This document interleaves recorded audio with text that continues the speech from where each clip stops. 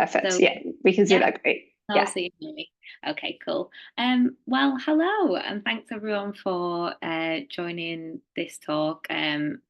Yeah, it's really nice to have a forum like this to chat to people and hopefully have some good conversation at the end of it. So yeah, feel free to ask any questions. There is a little tiny interactive part where I'll probably ask people to shout out just because I can't see the comments, but yeah, I just want this to be as much of a discussion at the end as possible. So I hope you find it interesting. So practicing content design with inclusivity in mind um, by myself. So, I guess, first of all, a little bit about me, just so you know who I am. I'm a content design manager at the largest British telecoms business in the UK. That's the external comms line. I'll let you figure it out. Um, just so we didn't have to get it signed off or anything. I have a background in creative copywriting, so I actually started my career as a copywriter in fashion, and then have kind of just moved fields, got into content design, but that is basically my background and how I've made a start into the world of content. I'm from Manchester in the UK. I'm a Cancer, so I'm a water sign. I always find it quite interesting. And I have a Labrador called Fred, who I'm obsessed with, and you can see him there at the bottom enjoying a pint. So that's a little bit about me. Um, and I guess really why am I even talking about inclusive content design? What makes me so passionate about it? So I used to work at a bank, so a really heavily regulated environment. Being super clear and accessible was really important. A massive part of what we had to do and what we had to consider with every single thing we designed. So a lot of my knowledge has kind of stemmed from that and learning as part of that experience and learning on the job in some ways. There was always new kind of things emerging, new accessibility requirements. So yeah, that informed a big part of this. I'm from quite a poor area of Manchester. We're very underrepresented in digital careers. I think there's a pretty shocking percentage of people who are from like working class backgrounds who go into digital careers for a number of really interesting reasons, such as like, maybe not getting a phone until they're a teenager versus people who might get one at 9 or 10. And that really affects digital literacy. So, yeah, I do feel a sense of responsibility to talk about things like this as well. Um, and I also have been passionate, all through my career about championing diversity and inclusion. So to be able to bring that into content design, again, yeah, just really passionate about it for a number of different reasons. But why is inclusive content design so important to our users, businesses, and society? So, not just to me as a person, but I really think that inclusive content design can make an impact, not only to the people that you are talking to as a content designer, but to your business as well, even though potentially it might be the bottom of their agenda. Yeah, I think it can make a massive impact to everyone. So for me, how I view this is, our societies and industries continue to advance in more digital-led fields. So the way we speak to people during these experiences is critical to both understanding and engagement. Being inclusively minded content designer can make the difference to ensure everyone is included and comfortable in the conversation you're trying to engage them with. A very famous quote by me at the back end of last year, which is kind of where I started to like build this kind of presentation out. But yeah, for me, it's all about including people and making sure they're comfortable with everything that you're trying to tell them, every journey that you're taking them on. And the words that you're speaking, because it is a digital conversation, that they're engaged and they can understand it. And I think for me, this is the overarching kind of crux of what you can get from inclusive content design. So, accessibility versus inclusivity or inclusion, are they different? So I feel like this one causes some, I guess, either contention, or I think some people say accessibility when they might mean inclusion. Some people might think inclusion is accessibility and it's all under one umbrella. Um, I personally think they overlap, but they're not exactly the same thing. So, accessibility. So, W3C, which is an independent body. I don't think there's regulations and I guess requirements if a business wants to go after an accessibility rating, but I don't think it's a governing body. So W3C is an independent organisation that's kind of crafted the guidelines around digital accessibility. And they've defined that as ensuring that digital technology is usable by people with disabilities. The fundamental goal of accessibility is to meet the needs of disabled people in the real world. Accessibility is an important aspect of diversity, equity, and inclusion. So, an aspect, but not completely the same thing. So, I think some important differences and again, important overlaps to understand. Accessibility needs can be permanent or temporary. So, for example, when you think about vision loss, that could be 3 months, and then your vision kind of recovers, but you are legally blind for a certain period of time. Or it could be, again, permanent. You were born deaf and you've always had those needs, and that will change the way that your user needs accessibility in their digital like their digital platforms and their digital journeys, because some people might have that knowledge from being younger, and some people might have a screen reader thrust upon them at 40. So very very different things there. There are both back end and front end dependencies needed for making services accessible. So think H1, H2 titles, alt tags, etc. There's also a grading standard for websites with accessibility. So it's usually A, double A, triple A. Don't know if there's a star in there now as well, potentially, but that's usually the grading criteria. So there's not usually, as far as I'm aware, again, anything that grades inclusion or DEI for a website. I know W3C will probably cover that, but I don't think specifically inclusion. So I think inclusivity focuses more on those users who are at risk of being marginalised by social exclusion. So this is just in my point of view, a lack of consideration or awareness that those users exist, might have additional needs, might need our content to be, more considered for them so they can use and engage with it. So, inclusivity, I think, considers individualism, such as people who might have, mental health conditions, are neurodivergent, non-native English speakers, where English is their second language, and just those things that are individual to that user. And for me, this is a big one. So, inclusion and inclusivity is really centered around understanding. So, how can we make our digital content, you know, understandable for everybody? Like, how can everybody engage with that? And how do we limit barriers to understanding? And I think that is the considerations, hopefully, that I can, that we discussed today, that you can kind of take away and think about how you can optimize your digital experiences to support with helping everybody understand what it is you're trying to say and get them to do.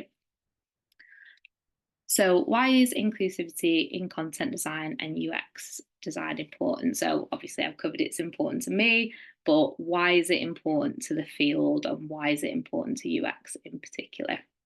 So, this is a quote from Money and Mental Health. They're a really interesting organisation. So, I read a lot of their source and material when I worked at the bank.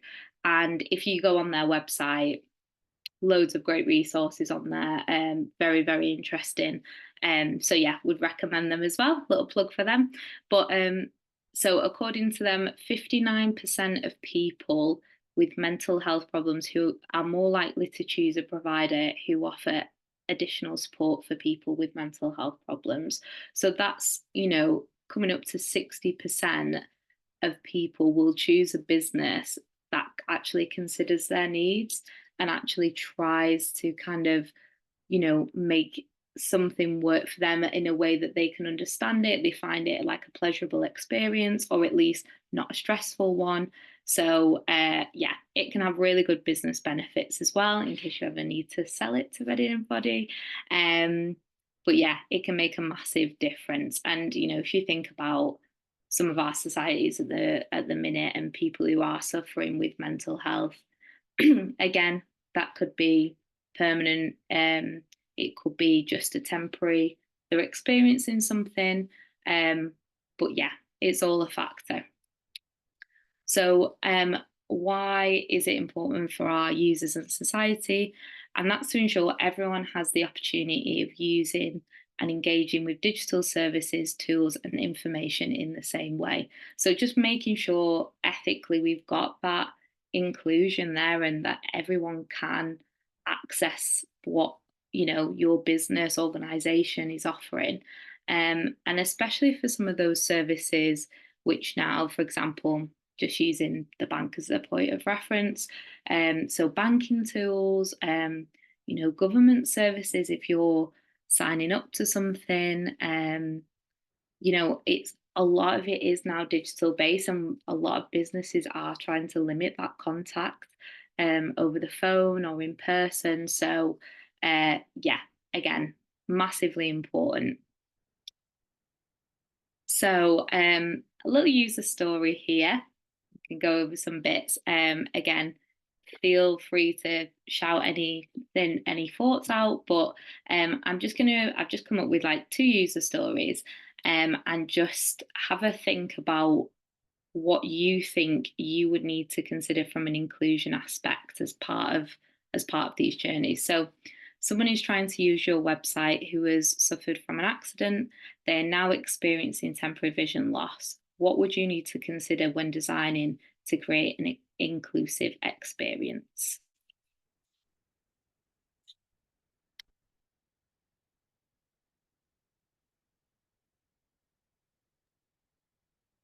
Do you want people to, hi, sorry, this is Millie. Do you want people to put in the chat or come off mute? Yeah, put in the chat if you want. I can't see the chat at the minute, but again, I just want just a couple of minutes to think. Feel free to, if anyone wants to mention one. But I've got some down here. So we've got Marcus saying ability to read text sections aloud. Yep, absolutely. Yep. So again, how your screen reader would interact with the content and can even pick it up. Julian's got a comment there, screen reader compatibility. Yeah, absolutely. Jenny says accessible color contrast. Yeah, that's just literally come up at work today and we were discussing that. Yeah, again, you don't know how much vision someone might have in that particular scenario. They might be able to see, color might be affected. So yeah, absolutely. Geraldine says ability to zoom. Yeah, a great one. Again, it could be partial. It could be someone's vision's just, faded as a result of this. So it just might be that they need like a bigger setting on their screen display.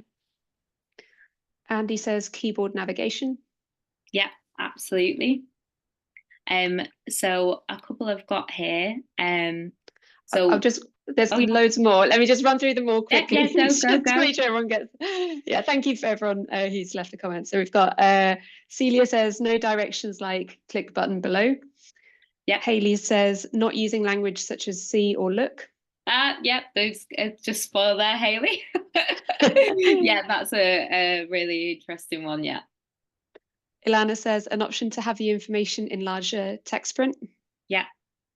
David says definitely ensure all content is in HTML, not part of an image. Use output descriptions accurately. Yeah. And Laurie says clearly defined and tagged information hierarchy. Yeah, absolutely. So I think there's a couple of key points that people have pulled out there, and that is, definitely that front end and back end navigation. So how not only is our front end working, but do we have the things in the back end to make sure screen readers are compatible, and do we have the tags at the front to make sure again that it can be picked up in the correct way, where people, if are using, you know, the necessary tech to navigate through something, they can pick it up. And again, like the language that we use, super important. I think there is this idea, and there's a bit more about this in money and mental health, but there's a lot of stress attached to situations, especially if you're going through a journey or reading a piece of information that is critical to you. And it could be financially, it could be setting up a new service, could be cancelling a service. But all these things are high stress situations. And particularly if you're in a place where you're feeling a bit more anxiety around something, or if you're struggling to use something, again, they create barriers that create more stress. And it's just not what you want for your user. And it's not what you should be trying to deliver as a business as well. So, again, those are all like really good points. And I think without realizing it, even in this scenario, there's so much to consider in this realm. And, you know, content design can play a massive part in that. So a couple of things I had down again was, yeah, try and avoid using things like see or view. If you can use language like find out, learn, things like that. I know find out might be a bit of a boring one, but just things that are slightly more objective and are not based around that see view kind of element. That's again just like a great consideration to have. Make information easy to navigate through formatting, such as the correct use of H titles, front loading sentences as well. Again, so if someone's just skipping through with a screen reader, they can land on the first bit of that sentence and find the information they're looking for.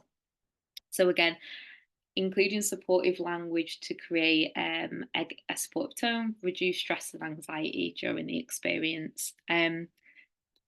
I think there's a thing with design now, and I found it quite interesting. I went to a conference, and it's that we feel the need to make our designs quite minimal.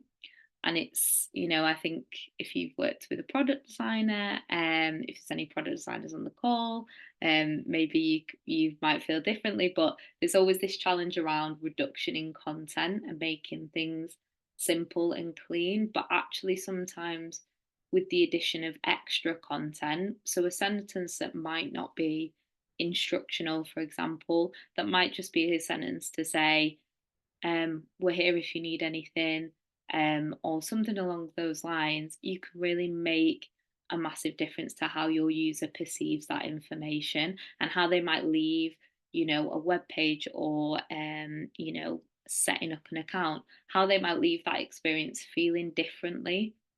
So just the kind of addition of some supportive content that literally serves the purpose of just reassuring the user, I think can go a long way in this kind of space. Second user story.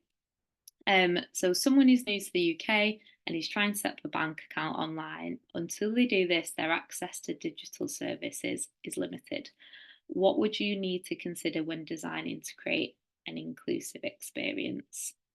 So again, yeah, comments in the chat would be great. If you want to have a little think about this one. Celia's asked if you could repeat it, please. Yeah, sorry. I'm a bit through. I have been in meetings all day.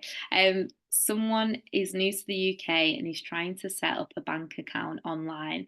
Until they do this, their access to digital devices, so like maybe like mobile or a tablet, is limited. What would you need to consider when designing to create an inclusive experience?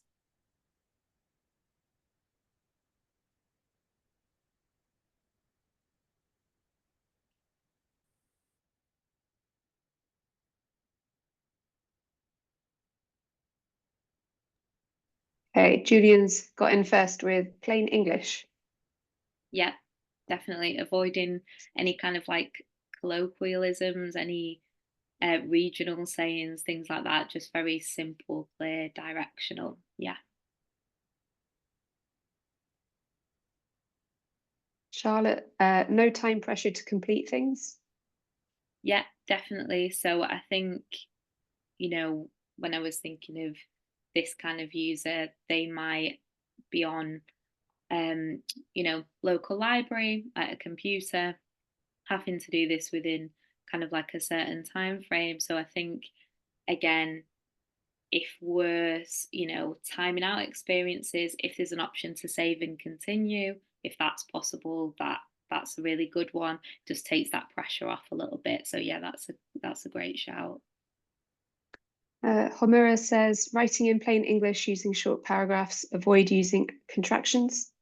Yeah, definitely. So again, things where it can be very clear, easily translatable, things that wouldn't necessarily affect like the reading age as well. But yeah, just that clarity there. And again, what if someone needed to translate something using like Google Translate, how would that work? And just having that in your back of your mind.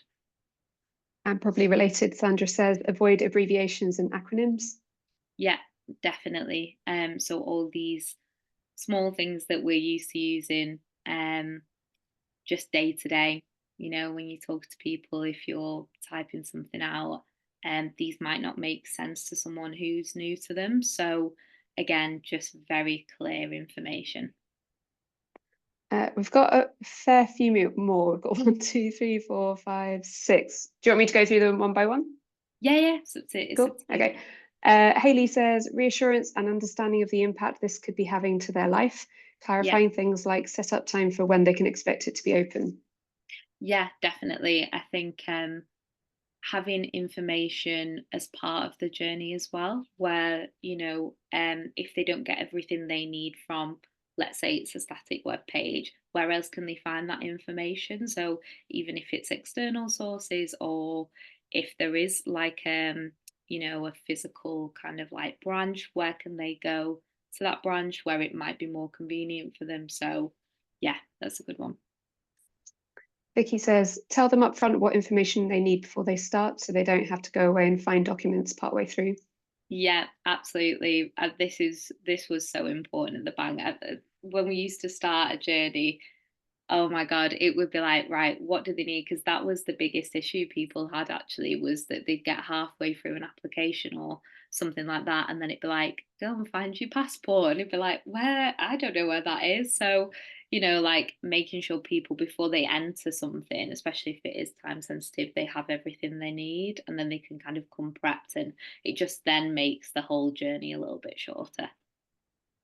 I should have read ahead because Geraldine's said more or less the same thing, which is clear list of what people need before they start. Yeah, absolutely. Ellie says, get all important information sent over to them in one go, not multiple emails, for example. Yeah, definitely. Again, it stops that, start, stop, start, stop. And again, just removes the barriers by having and especially if you, for example, with emails, great, because if you can go in your inbox, find something, it's all there in one go, then that is ideal. And then you can keep hold of it, then it's in one place. So I think emails are a really good tool. Matthew says, consider an online experience that does not require digital. Yeah, yeah, exactly. I think this is a big challenge now with businesses. There's such a drive to have digital first, digital adoption, and I think there's even contention in businesses over stakeholders who think they, no, contact us, and people finding a number and everything is really important. And there's some people like, no, almost kind of hide it away. So yeah, again, it's finding that balance. And some people will prefer the digital experience and not to speak to anyone. And if they can avoid picking up the phone, I'm one of them, then I will do that one. Uh, but for some people, it will always be necessary to talk to someone. So, what are some of the other options as well? Another example, great minds thinking alike. Lisa also says, consider digital exclusion. How can you design a journey to allow other ways to do the thing they need to do? Exactly, yeah. David says, ensure there are multiple options for getting help, phone or email or chat, including additional languages if needed. Yeah, really good one. Julian, if the person is from a poorer background, they may not have the most up-to-date smartphone or computer, so make sure you support older versions if you can.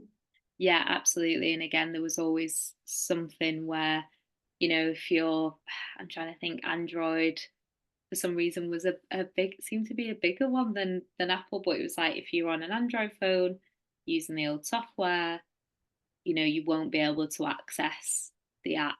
And in a banking environment, where everyone does online banking, that was crucial. So yeah, having the supportive software where possible is huge. And the last one for now is from Omira. Build trust by ensuring they know what happens next once the application has been submitted.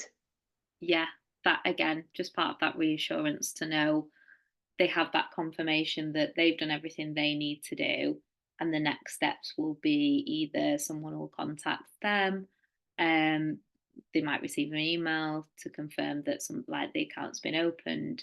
But yeah, that reassurance at the final step is, again, in my current role, is proving a thing that we might have missed a little bit, and that is coming through in the research to suggest that it's that confirmation that the user's done everything they need to do and it's sorted, and that's kind of how we've missed that, and that means it's driving more calls into us when people just want a little bit of reassurance. So it does really go a long way.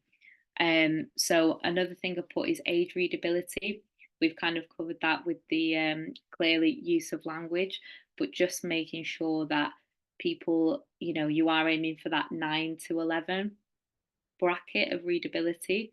Again, there's loads of tools that can kind of help you do this. I know Hemingway's one where you can double check the reading age of your language, but the simpler and clearer you can get it is just good practice in general, but would definitely help in this kind of scenario. And again, someone mentioned this, but clear, simple language, avoiding British colloquialisms and jargon. So again, if you're in a maybe like a tech-heavy environment, how can you make that as simple as possible? And how can you avoid just some of those nonsensical words, basically, unless you're working in that industry? Consider the length of the journey as well, making sure people have all the access they might need to progress offline. I think someone else mentioned this. So, yeah, that's great. Information is inclusive of people who may have no knowledge or understanding of the process. And I think that's like a blind spot when you're doing something day to day is, you might think one step ahead, but you're thinking 3 steps behind of someone might even not know how to access that page. So basically assume that the user has no knowledge of what your business does, what you want them to do, and really kind of start from scratch with stuff, because for me there's only good outcomes which can come of that, and that is that everyone gets everything they need. So yeah, just assume no one has the knowledge, and I think that'll help make sure that there's no gaps in any of the information. So again, currency formatting or resources to calculate. So again, thinking about who is it you're designing for, what is the subject matter. So in this one, it's finance. So thinking about, do people have everything they need to understand the requirements? So for example, what we were saying about information all up front. If someone needs £1 to open a bank account, what does that translate as in a different currency? And just making sure everyone has all that information. So yeah, I feel like everyone covered that, which is great. So inclusive in content design in practice. So popped a couple of examples here. The money management hub is something I designed for the Co-op Bank when I worked there. that might be a good one to look at, because we really had to think about inclusion in that one. It was for customers and non-customers, just to support people in general. And again, I found the universal credit account really interesting as well. That's on the Gov website. So that's another really good example, I think, where they've done inclusive content really well. But yeah, I guess when we think about inclusive content design, it really does depend on what situation you're designing for, and what experience you're designing for as well. But just some things it can include is language used, tone, clarity, reading age, under, like understandability. Is that a word? I don't know, but I'm going to go with it. So how understandable it is, basically. So just really think about that language, and that is, I think, as content designers, where we can make the most difference. And I really do think when it comes to, inclusion, we are on the front line a bit, and I think we can make a real impact. So I think the language is key. Um, the journey, for example, so how much content is on one page? Should it be several steps? Should it not? Thinking about that journey as a whole, and how can we make it as easy to navigate as possible, and what will take the most stress out of the situation? How can we really make it easy and as stress free as possible for the user? Navigation, so again, thinking front end, back end, how do we make the navigation easy to use for everyone?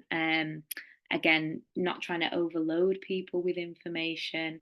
If you, for example, have, I think it's ADHD, where again, you can just completely be overload it, and it just makes you want to close down the page, basically. I know we try and think about that cognitive overload day to day, but I think it can have more of an impact if you suffer with something like ADHD. Imagery. So is our imagery inclusive? Are we on a website where it feels like it's for one user? Do we take that in subconsciously? So being really considerate of the image that you're using, especially if you have a digital estate, you might have images on there unintentionally that look similar, but again, it's something to consider, reflect, and pick up on during maybe an auditing process, but thinking about that imagery. Titles, again, ties back to navigation and front loading, but is it easy to navigate?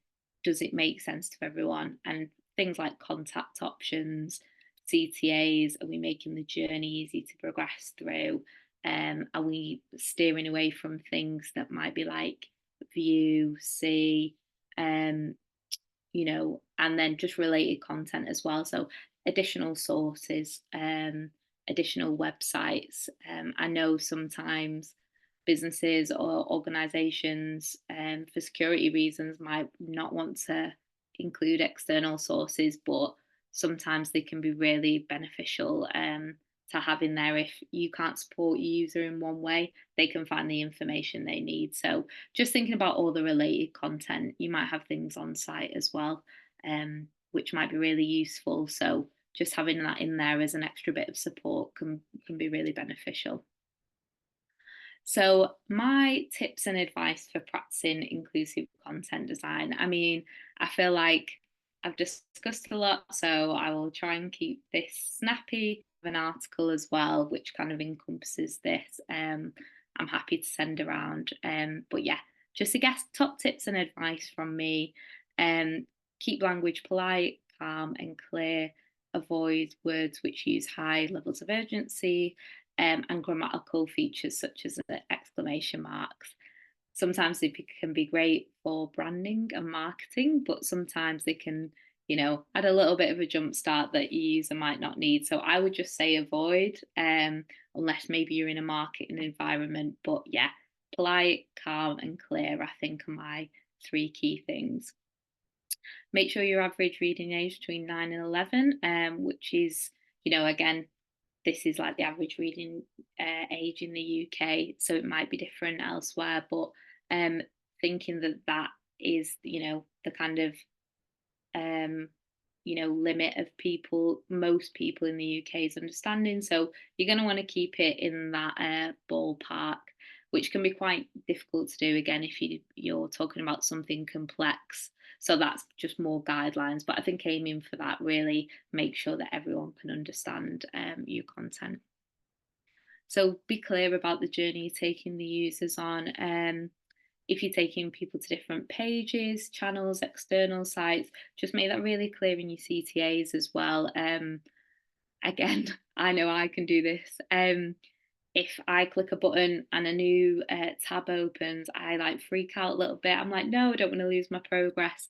So yeah, just be really clear about where you're sending the user, if they're about to move away from the journey that they started, if it's something like an application form, just make it really clear where you're sending them.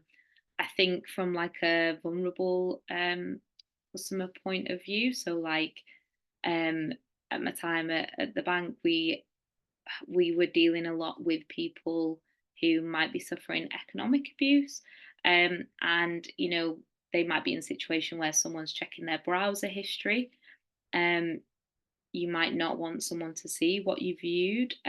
So again, making that really clear to a user in those situations is really important if they don't want certain things in their history. So just considering things like that. Don't assume people just know how to do things. I think this is a challenge I get quite a lot at the minute.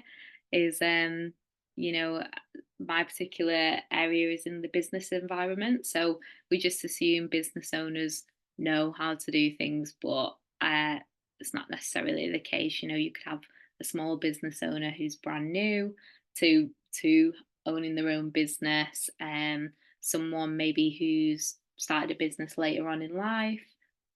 So it's not always a case that just because you own a business you know instinctively what a massive company is talking about. So yeah, always cater for first time users. Imagine someone is using this for the first time, and again, think about people with different levels of digital literacy. So we assume that people will click next at the bottom of the page, for example. But if your digital literacy levels are quite low, or you're quite new to using digital devices, you might not be as intuitive. So thinking about those first time users, not only to your business, but to the platform you might be designing for as well.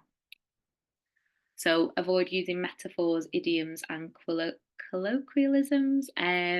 So yeah, I mean, again, they can really spice up your copy, and they can bring a bit of life to like your tone of voice. But the impact might be the joke might not always land. The message you're delivering might not always land. So consider people who aren't native English speakers, or again, people who are neurodivergent, where metaphors again don't always resonate. So think about it from that aspect, and great in a marketing environment, but in that kind of journey environment, I would steer away from them personally, just to support the people that might be reading your page. And make sure the language you use makes everyone feel welcome and considered. So I think this is really important. If you're a content designer, if you're in content, I think you do have that user empathy, and you have that empathy for people. And I go to work wanting people to make sure that they get what they need from the website, that have a great experience. And yeah, I make their lives easy, I think ultimately is what I'm trying to do. So yeah, just make sure that everyone feels welcome and considered a part of your journeys. And you can do that through your language. You can do that through just very small considerations. Again, CTAs, tiny things, but can make a massive difference. So yeah, making sure that everyone gets the information they need, and I think that is the main thing that we can offer in content design. So yeah, thank you for listening. And yeah, any questions, feel free to ask now, of course. But again, feel free to reach out on LinkedIn as well. I'm always on there. So if you want to add me on LinkedIn or ask me anything at a different time, just feel free to reach out. But yeah, thanks for listening.